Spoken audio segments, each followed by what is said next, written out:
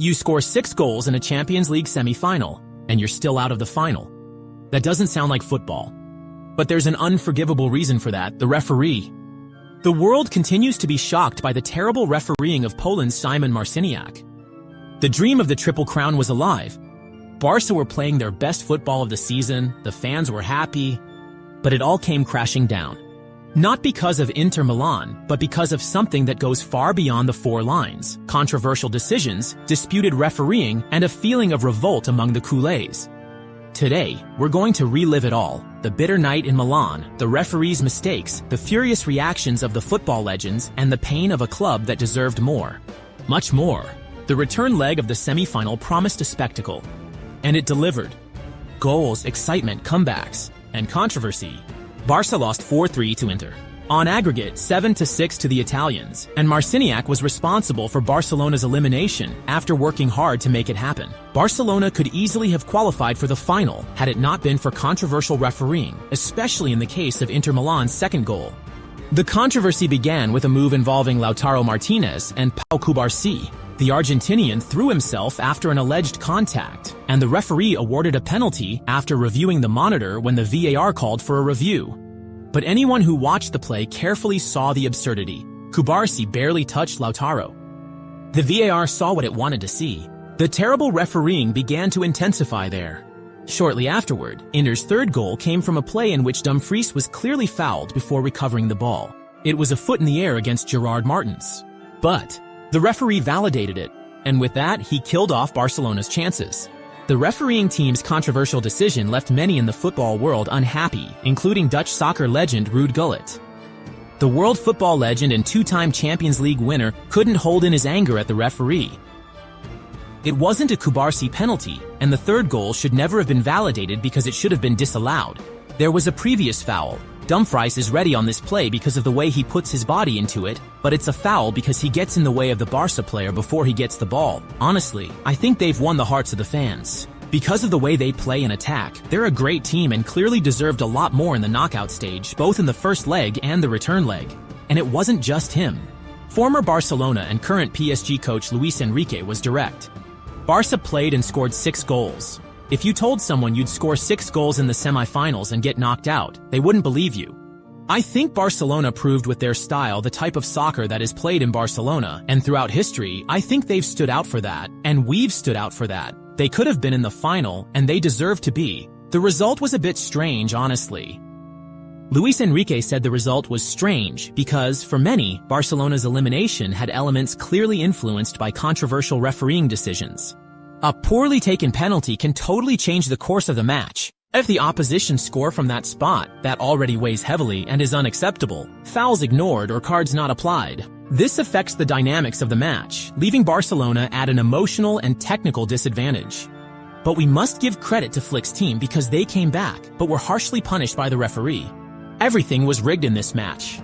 According to Marca, even Joan Laporta, the club's president, was exposed in unfavorable conditions by Inter's sports management. Instead of a VIP box, he and his team were placed in the stands, exposed to the hostility of the opposing fans. Insults, threats, tension.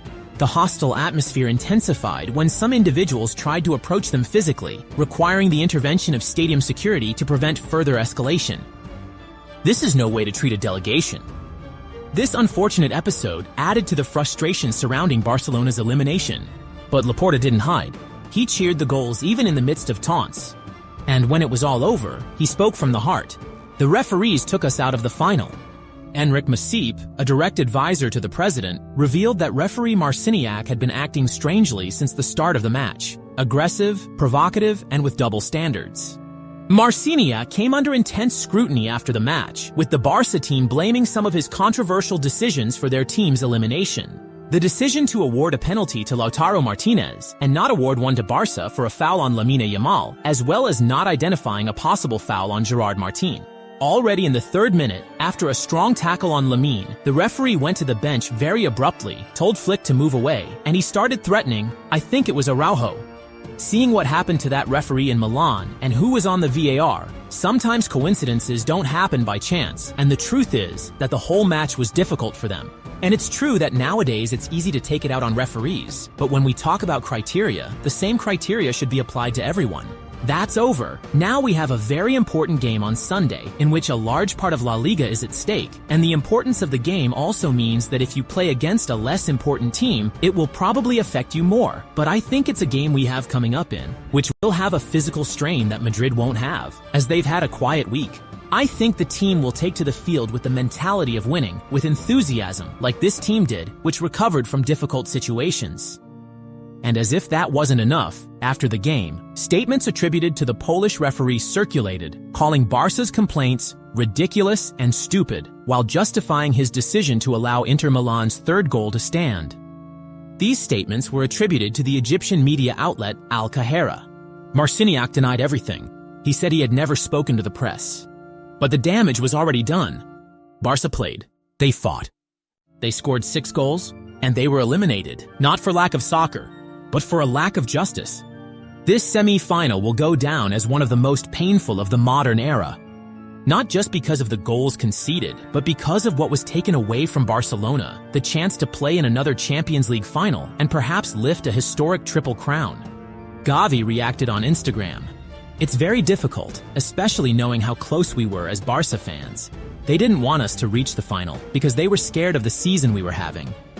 No matter how many years we go without winning the Champions League, although I know it's very difficult, and I'd love to win it every year, I'm sure we'll win if we're all together. I know it's going to happen. We're going to destroy Montjuic on Sunday and win.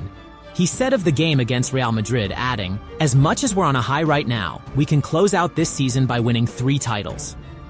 With 4 points separating the two teams, the Clásico is really well balanced, with Real Madrid in particular seeking revenge after being beaten 3 times by Hansi Flick's men this season. They certainly won't be the last to raise their voices against the poor refereeing performance that night. Unfortunately, there's not much Barcelona can do but focus on their La Liga campaign. If you felt what Barca felt that night, leave a like, comment your outrage, and share it with anyone who still believes that football is more than a result. It's passion and justice.